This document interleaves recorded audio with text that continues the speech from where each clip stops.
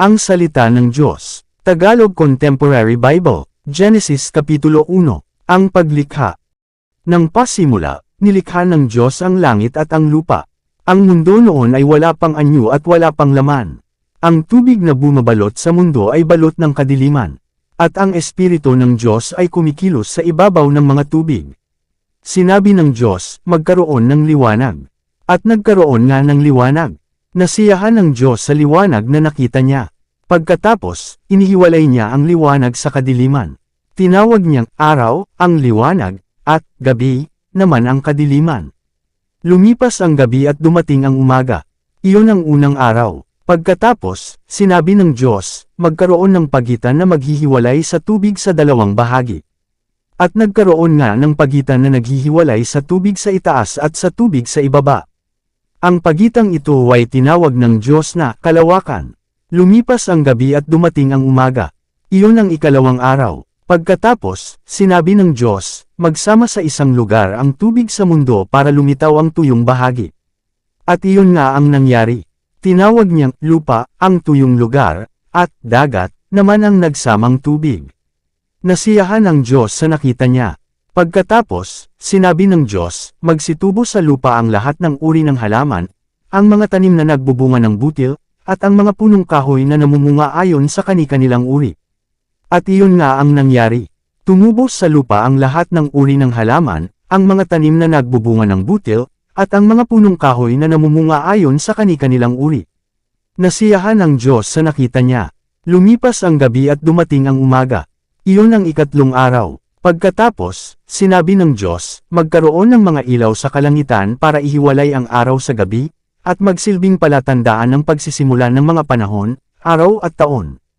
Magningning ang mga ito sa kalangitan para magbigay liwanag sa mundo. At iyon nga ang nangyari. Nilikha ng Diyos ang dalawang malaking ilaw, ang pinakamalaki ay magliliwanag kung araw, at ang mas malaki ay magliliwanag kung gabi. Nilikha rin niya ang mga bituin. Inilagay ng Diyos ang mga ito sa kalangitan para magbigay liwanag sa mundo kung araw at gabi, at para ihiwalay ang liwanag sa dilim. At nasiyahan ang Diyos sa nakita niya. Lumipas ang gabi at dumating ang umaga. Iyon ang ikaapat na araw. Pagkatapos, sinabi ng Diyos, magkaroon ng iba't ibang hayop sa tubig at magsilipad ang iba't ibang hayop sa himpapawid. Kaya nilikha ng Diyos ang malalaking hayop sa dagat, at ang lahat ng uri ng hayop na nakatira sa tubig, at ang lahat ng uri ng hayop na lumilipad. Nasiyahan ang Diyos sa nakita niya. At binasbasan niya ang mga ito. Sinabi niya, magpakarami kayo, kayong mga hayop sa tubig at mga hayop na lumilipad. Lumipas ang gabi at dumating ang umaga. Iyon ang ikalimang araw. Pagkatapos, sinabi ng Diyos, magkaroon ng iba't ibang uri ng hayop sa lupa, mga hayop na maamo at mailap, malalaki at maliliit. At iyon nga ang nangyari. Nilikha ng Diyos ang lahat ng ito at nasiyahan siya sa nakita niya. Pagkatapos, sinabi ng Diyos, likhain natin ang tao ayon sa ating wangis. Sila ang mamamahala sa lahat ng uri ng hayop, mga lumalangoy, lumilipad, lumalakad at gumagapang. Kaya nilikha ng Diyos ang tao, lalaki at babae ayon sa wangis niya. Binasbasa niya sila at sinabi, magpakarami kayo para manggalit ang mga lahi ninyo at mamahala sa buong mundo. At pamahalaan ninyo ang lahat ng hayop.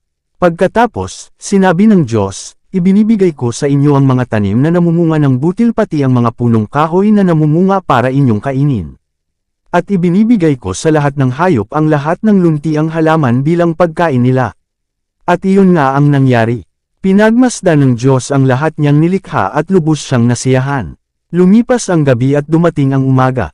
Iyon ang ika-6 na araw.